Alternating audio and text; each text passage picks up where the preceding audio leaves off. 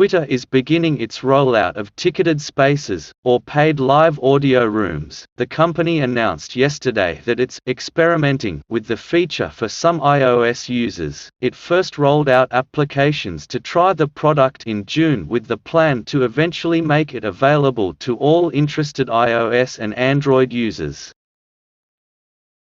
"Know it's taking us a little time, but we want to get this right for you," Twitter wrote in its announcement yesterday. Hosts can charge between $1 and $999 for their ticketed rooms and can also set a room size cap for them. These test group participants will initially keep 97% of the money they make, after the fee Apple and Google charge for in-app purchases. But Twitter will increase its cut from 3% to 20% if a user makes a total of $50,000 across their earnings on the app. This fee will also increase when the feature is more widely available. In a preview of the feature in May, Twitter said hosts would instead keep 80% of their revenue, after App Store fees.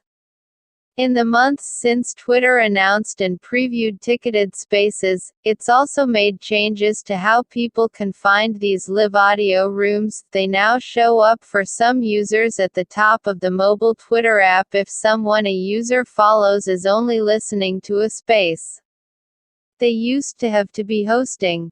You can hide this activity from your own account through the Settings menu. It also updated its API, so third-party apps can point users to spaces. If you enjoyed this video, then hit the like button, share the video, and subscribe to our channel. And don't forget to hit the bell icon. Thanks for watching.